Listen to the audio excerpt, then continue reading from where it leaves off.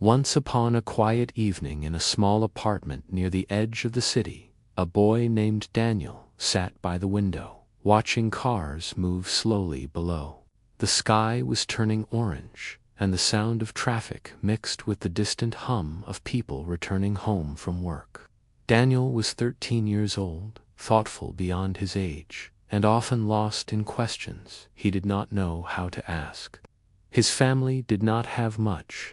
His clothes were simple, their home modest, and his father worked long hours as a rideshare driver, leaving early and returning late, always tired but never complaining. As Daniel watched other children in the neighborhood walk past with new shoes and shiny backpacks, a question quietly grew heavier in his heart. That night, when his father finally came home and sat down at the small kitchen table, Daniel gathered his courage. His father's face looked worn, his eyes gentle but tired. Daniel hesitated, then spoke softly. "Dad, can I ask you something?" His father looked up and smiled faintly. "Of course, son, you can ask me anything." Daniel took a deep breath and said, "Why are we always struggling? Why don't we have what others have?" The room fell silent.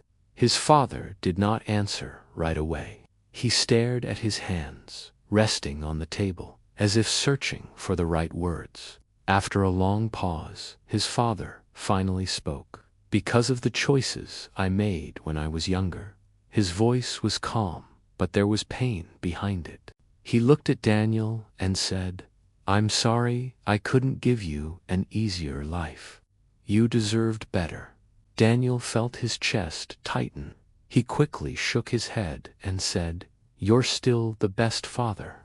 I don't care about those things." His father smiled, but the smile did not hide his regret. He leaned back in his chair and said, "Thank you, son, but I don't want you to live the way I did. If you want to build a better future, listen carefully. What I'm about to tell you is the most important lesson of my life." His father began to share his story. "When I was your age, I had time, so much time, but I didn't respect it. I spent my days playing games, hanging out, and avoiding responsibility. My parents told me to focus, to learn, to use my time wisely. I always said the same thing. I said I still had time." He sighed and continued, "Years passed, and nothing changed. Then I reached adulthood, and I left school with my friends. We all thought freedom was enough. We started working as drivers, thinking it was temporary. We were all earning little. We were all tired. We were all struggling. But there was one difference that changed everything." He leaned forward, his voice growing more serious. "After work, my friends used their free time differently. One of them spent his evenings learning about markets and investments. He started with very small amounts, again and again, learning from his mistakes. Another friend had no money for a shop, so he began selling products online. Each month, he reinvested what little he earned. He moved slowly, patiently. They didn't rush, they didn't complain, they just kept improving." His father paused and looked down. "And me, I chose comfort. I came home, turned on the screen, and told myself I deserved rest. I avoided discomfort. I avoided small efforts.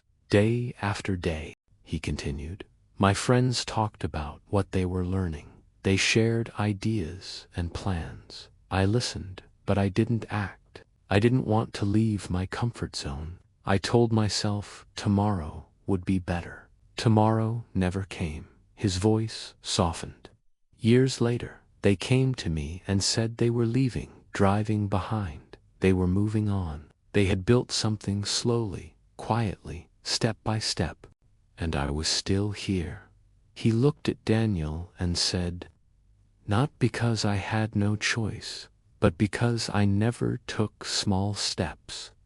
The room felt heavy. Daniel listened closely, every word sinking in. His father said, "Big change does not come from one big decision. It comes from small steps taken every day, even when you don't feel like it.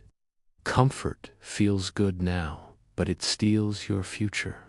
Small effort feels hard now, but it builds your life." He placed a hand on Daniel's shoulder. "Spend time with people who are improving. Learn something useful in the little time you have. Your habits and your friends will shape who you become." Daniel nodded slowly. He could see the truth in his father's eyes.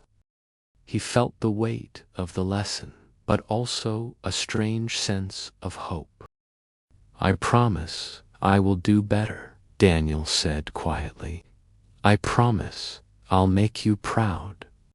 His father smiled, a real smile this time, and nodded. From that day on, Daniel changed small things. He did not change everything at once. He simply stopped wasting his free time. When others relaxed, he practiced skills. When others slept in, he read and learned. Some days were hard. Some days he felt tired and unmotivated. But he remembered his father's words. He remembered the cost of comfort. He kept going. Years passed.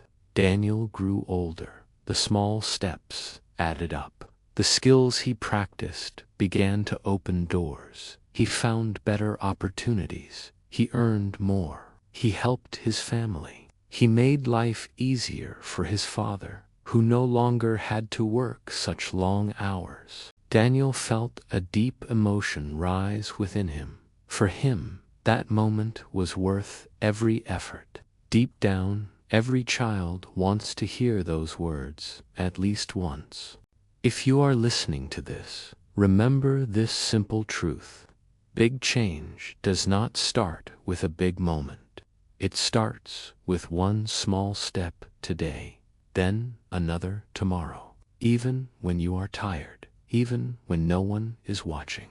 Small steps build big futures. Small steps build big futures. Now take a moment. Think of one small thing you can do today, not tomorrow, not someday. Just one small action.